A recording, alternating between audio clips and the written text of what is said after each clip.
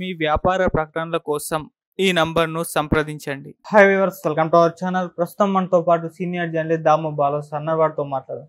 నమస్కారం సార్. నమస్తే sir, YCP 8వ లిస్ట్ని రిలీజ్ చేసింది. మరి ఇందులో ఎంతమంది సిట్టింగ్లకు అవకాశాలు ఇచ్చారు, ఎంతమంది కొత్త వాళ్ళకి అవకాశాలు ఇచ్చారు, ఎలా ఉంది సార్ ఈ లిస్ట్? ఇప్పటి వరకు 7 లిస్టులు వైసీపీ ప్రకటించింది. అంటే వైసీపీ ఏం చేస్తుందంటే ఆల్రెడీ సిట్టింగ్ ఎమ్మెల్యేలని మార్చే చోట మాత్రమే ఎక్కువగా లిస్టులను ప్రకటిస్తూ ఉంది. ఆల్రెడీ సిట్టింగ్ ఎమ్మెల్యేలను వాళ్ళనే కంటిన్యూ చేస్తున్నప్పుడు వాళ్ళకి చెప్పేసింది ఆల్రెడీ మీరు మీ పని చేసుకోండి అని. కాబట్టి మొన్న కూడా జగన్ మనం సిద్ధం, మన బూత్ సిద్ధం అనే మీటింగ్ జరిగింది కదా 2000 మందితో. అప్పుడు కూడా ఆయన ఏం చెప్పారంటే ఇంకా పెద్దగా మార్పులు చేర్పులు ఉండవు, 1-2 ఉంటాయి, కాబట్టి మీరు వెళ్ళి మీరు పని చేసుకోండి, కనీసం 6-7 సార్లు ఒక్కొక్క ఓటర్ని కలవాలి, మీరు ఇళ్ళకి వెళ్ళాలి అని ఒక దిశానిర్దేశం అనేది జగన్ చేశాడు.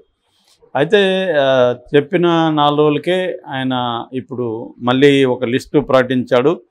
ఇందులో ఎంపీలు 2, ఎమ్మెల్యేలు 3, 3 ఎమ్మెల్యే కాన్స్టిట్యుయెన్సీలు, 2 లోక్సభ కాన్స్టిట్యుయెన్సీకి ప్రకటించారు 5 మందికి. సో జగన్ మొన్నే చెప్పి 1-2 కంటే ఎక్కువ ఉండరని చెప్పి మళ్ళీ ఎందుకు ప్రకటించాడో అన్న చర్చ నడుస్తుంది. సో దీనికి కారణాలు ఉండొచ్చు, ఎందుకంటే చివరి వరకు కూడా పొలిటికల్ పార్టీలు మారుస్తూ ఉంటాయి. ఇప్పుడు ఒక క్యాండిడేట్ని పెట్టినాక ఆ క్యాండిడేట్ సరిగా పనిచేయలేకపోవచ్చు, లేకపోతే నెగిటివ్ రావచ్చు, లేకపోతే ప్రత్యర్థి పార్టీలు వేరే వాళ్ళని పెట్టచ్చు, వాళ్ళని ఢీకొనే విధంగా వీళ్ళు లేకపోవచ్చు, ఇలాగ రకరకాల కారణాలతో చివరి వరకు కూడా మారుస్తూ ఉంటారు. సో అలాగా ఇప్పుడు మార్చింది వచ్చి గుంటూరు ముందు నుంచి కూడా వివాదాస్పదంగానే ఉంది. ఫస్ట్ ఏమో అంబటి రాయుడిని అనుకున్నారు, ఆయన మళ్ళీ అక్కడ వద్దనుకున్నారు, అక్కడ ఒక బీసీకి ఇద్దాం అనుకున్నారు, మళ్ళీ ఏమో అక్కడ కమ్మ అనుకున్నారు, గుంటూరు నర్సరావుపేటలో ఏమో బీసీ అనుకున్నారు. సో అందుకని లావు కృష్ణదేవరాయల్ని ఇటు తీసుకురొద్దాం అనుకున్నారు గుంటూరుకి, కానీ అది జరగలేదు, ఆయన రాలేదు. దాంతో ఉమ్మారెడ్డి వెంకటేశ్వర్ల వాళ్ళ అబ్బాయి ఆయన్ని పెట్టారు. ఆయనేమో యాక్టివ్గా పనిచేయట్లేదని చెప్తున్నారు, ఆయనకు అంత ఇంట్రెస్ట్ లేదు, యాక్టివ్గా పనిచేయట్లేదని. తెలుగుదేశంలో ఏమో అక్కడ స్ట్రాంగ్ ఎన్ఆర్ఐ డాక్టర్ని పెట్టారు, డాక్టర్ పెమ్మసాని చంద్రశేఖర్. అతను స్ట్రాంగ్ క్యాండిడేట్, సో డబ్బులు బాగా ఖర్చు పెట్టగలరు. అంటే తెలుగుదేశంలో డబ్బులు బాగా ఖర్చు పెట్టే క్యాండిడేట్ని ఎక్కువ మందిని పెడుతున్నారు. వైసీపీ ఏమో అన్ని చోట్ల అలా పెట్టకుండా బీసీలని చాలా చోట్ల పెడుతున్నారు. సరే, ఈ కాంటెక్స్ట్లో ఇప్పుడు అక్కడ గుంటూరుకి కిలారి రోసయ్యని తీసుకొచ్చారు. కిలారి రోసయ్య కూడా కాపునే, ఉమ్మారెడ్డి రమణ లాగే ఆయన కూడా కాపు. సో ఉమ్మారెడ్డి రమణకి బావ అవుతాడని కూడా అంటున్నారు. సో ఆయన్ని ఇక్కడికి తీసుకొచ్చారు. ఆయన ఇంతకుముందు పొన్నూరు నుంచి ఎమ్మెల్యేగా గెలిచాడు, ఆ ఎమ్మెల్యేగా ఉన్న ఆయన్ని ఇప్పుడు ఎంపీగా తీసుకొచ్చారు. మరి ఆయనైనా ఉంటాడా, ఆయన అడిగారా వీళ్ళు? ఎందుకంటే ఒకసారి పంపిస్తున్నారు, మళ్ళీ వాళ్ళు ఇంట్రెస్ట్ లేదని చెప్తున్నారు, అది ముందే ఎందుకు క్లియర్గా అతనితో మాట్లాడట్లేదు తెలియదు. సో ఆ ప్రాబ్లమ్స్ కొన్ని కనబడుతూ ఉన్నాయి వైసీపీలో. అంటే పంపించినాక వచ్చి నాకు వద్దు, నా కొడుకు ఇవ్వమని ఆ మధ్య డాక్టర్ చంద్రశేఖర్ అన్నాడు. మరి ఆయన్ని ముందే అడగకుండా ఆయనకి డిక్లేర్ చేశారా? ఆయన అడగాలి కదా, మీకు ఓకేనా, మీరు వెళ్ళి పనిచేయగలరా అని అడగాలి కదా. మరి ఆయన వచ్చి నా కొడుకు ఇవ్వండి అని ఆ తర్వాత చెప్తే ఎలాగా? సో ఇట్లాంటి ప్రాబ్లమ్స్ ఉన్నాయి. ఇది ఇప్పుడు కిలారి రోసయ్యని పెట్టారు. ఇక ఒంగోలు మనం చూస్తున్నాం, మాగుంట శ్రీనివాసరెడ్డి వద్దనుకున్నారు, దానివల్ల పెద్ద ఇష్యూస్ అయినాయి ఒంగోలులో. బాలినేని శ్రీనివాసరెడ్డి మాగుంట ఉండకపోతే నేను కూడా ఉన్నానని ఆయన అన్నాడని పెద్ద డ్రామా జరిగింది. చివరికి చెవిరెడ్డి భాస్కర్ రెడ్డిని అక్కడ ఇన్ఛార్జికి పెట్టారు. ఇప్పుడు ఆయన్ని ప్రకటించారు ఒంగోలు లోక్సభకి చెవిరెడ్డి భాస్కర్ రెడ్డి. యాక్చువల్గా వైసీపీలో కానీ తెలుగుదేశంలో కానీ ఒక పాలసీ నడుస్తుంది, కుటుంబానికి ఒక పదవి అని. ఆ రకంగా చూసుకున్నప్పుడు చెవిరెడ్డి భాస్కర్ రెడ్డి కొడుకు మోహిత్ రెడ్డి చంద్రగిరి అసెంబ్లీ నుంచి పోటీ చేస్తున్నాడు. ఆ రకంగా ఈయనకి ఇవ్వకూడదు. కానీ మరి ఇక్కడైతే మేబీ ప్రతి రూల్కి ఒక ఎక్సెప్షన్ ఉంటుంది. అలాగే ఈయనకి ఇప్పుడు ఇవ్వాల్సిన పరిస్థితి వచ్చి ఈయన్ని అక్కడ పెట్టారు ఒంగోలులో. ఇది ఈ 2 పార్లమెంటు. ఇక పొన్నూరులో ఇందాక చెప్పినట్టుగా కిలారు రాజేష్ గతంలో ఎమ్మెల్యేగా ఉన్నాడు. ఆయన తీసుకొచ్చి గుంటూరు పెట్టారు కాబట్టి ఇక్కడ ఇప్పుడు అంబటి మురళిని పెట్టారు. అంబటి మురళి ఎవరో కాదు, అంబటి రాంబాబు వల్ల బ్రదర్ అవుతాడు. ఆయనకి బజరంగ కన్స్ట్రక్షన్ కంపెనీ ఉంది. తను ఎప్పటి నుంచో బజరంగ ఫౌండేషన్ పేరుతో ఒక స్వచ్ఛంద సంస్థ పెట్టుకొని సేవా కార్యక్రమంలో ఆయన చేస్తున్నాడు. ఆయన్ని ఇప్పుడు పొన్నూరుకి పెట్టారు. తర్వాత కందుకూరు ఈ మధ్యనే అరవింద యాదవ్ అనే ఒక అమ్మాయిని పెట్టారు. ఆమె వాళ్ళ మామయ్య కూడా ఎడ్యుకేషన్ మినిస్టర్ తమిళనాడులో అని చెప్తున్నారు. సో మరి ఇప్పుడు ఆమెను ఎందుకు మార్చారో మళ్ళీ తెలీదు. ఇప్పుడేమో అదే ప్లేస్లో అదే కులం నుంచి బుర్రా మధుసూదన్ యాదవ్, ఇంతకుముందు ఈయన కనిగిరి నుంచి ఎమ్మెల్యేగా ఉన్నాడు. మేబీ కనిగిరికి ఆమెను షిఫ్ట్ చేసి ఇతన్ని ఇక్కడికి తీసుకొచ్చారా తెలీదు.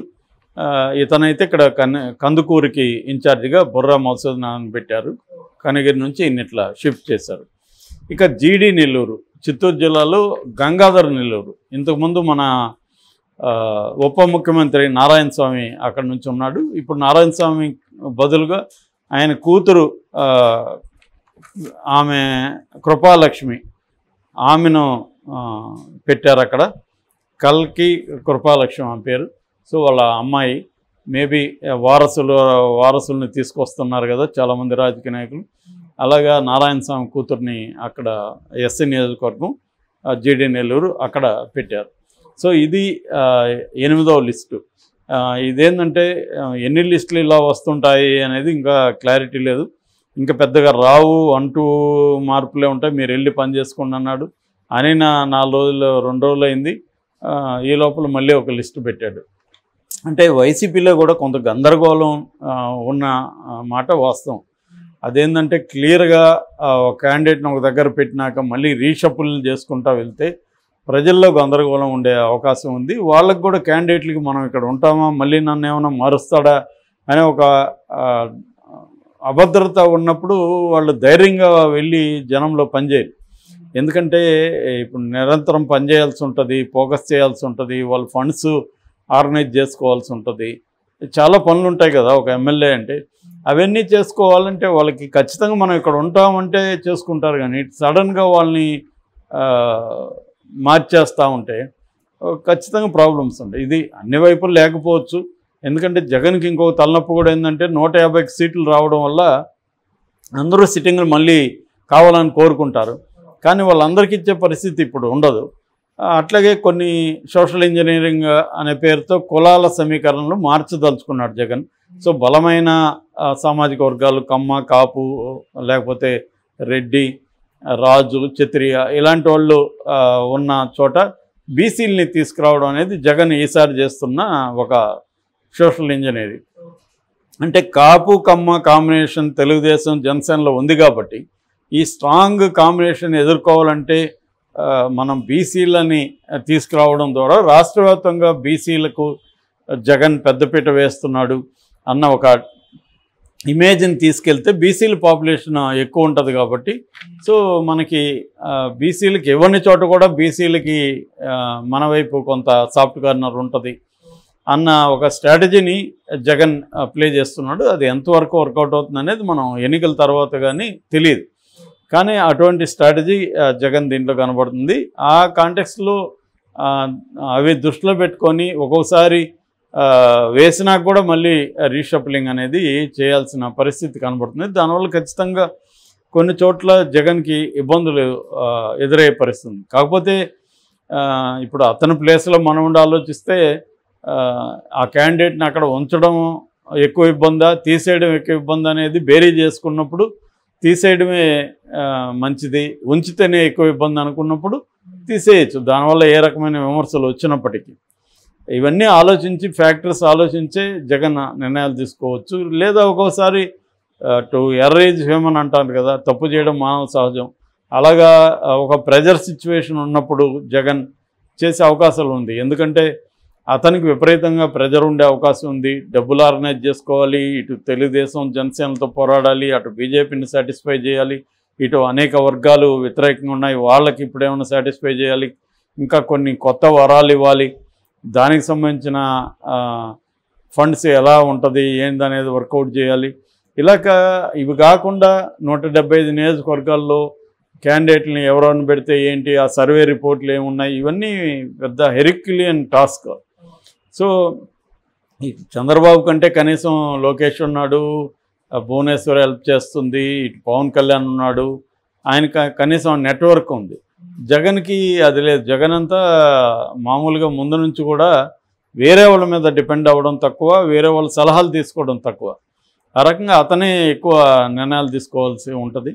సో ఆ రకంగా ప్రజల నుంచి కూడా కొన్ని తప్పులు జరిగే అవకాశం ఉంది. ఏదేమైనా కొన్ని చోట్ల గందరగోళం అయితే కనిపిస్తుంది. Okay sir, thank you so much.